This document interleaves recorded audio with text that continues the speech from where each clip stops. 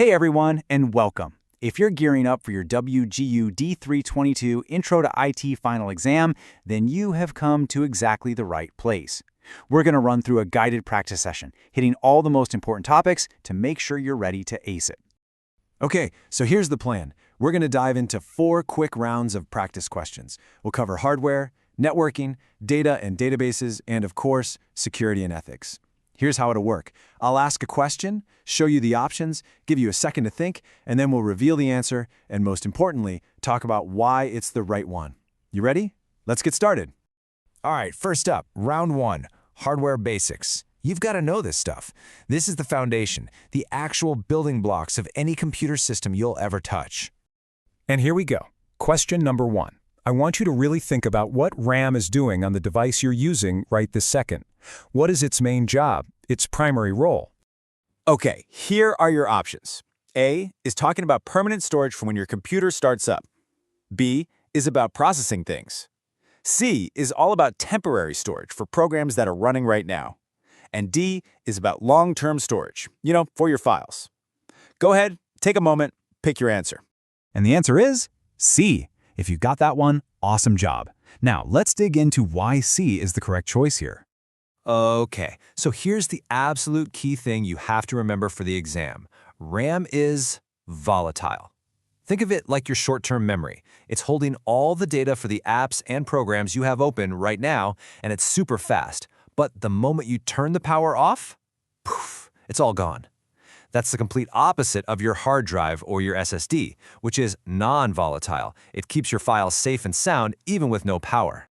All right, let's keep the momentum going with round 2, networking essentials.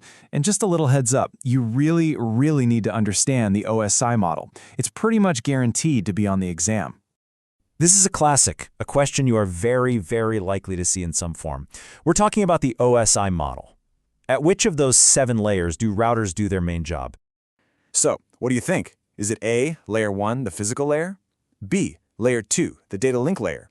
C, layer 3, the network layer? Or D, layer 4, the transport layer? Remember what a router does. It routes traffic between different networks. Which layer sounds right for that? Take a second. And the correct answer is C, layer 3. This is one of those facts you just have to lock into your brain for the test. Let's quickly go over why. So layer 3 is called the network layer for a reason. It's where all the routing happens. Routers live here, and they use IP addresses to figure out the best path to send data packets from one network to another. Now here's a huge tip. Remember, routers are layer 3, but switches are layer 2. They often try to trick you with that on the exam, so don't get them confused. Okay, moving right along to round 3, data and databases. Now we're going to talk about how all that information gets organized, saved, and pulled up when you need it. This is a core part of IT. All right, this one's for the data folks. When you're writing a SQL query, a command to pull some info from a database, what's the magic word you use to filter your results? So, what'll it be? Is it A, select, B, from, C, where, or D, join? Which one of these keywords lets you set the rules for what data you get back? I'll give you a second. If you said C, where, you are spot on. Excellent work. Let's make sure we understand exactly what it does. The easiest way to think about a basic SQL query is like you're giving instructions. You select the columns you want to see from a specific table, and then you use where to filter out everything you don't need. The where clause is your filter. It sets the condition, like show me all customers where their city is New York. And here we are, our final round. This topic is more critical today than ever before: security and ethics. And you can't talk about information security without starting with its most fundamental concept, the CIA triad. So, the CIA triad is the absolute cornerstone of information security. It stands for confidentiality, integrity, and availability.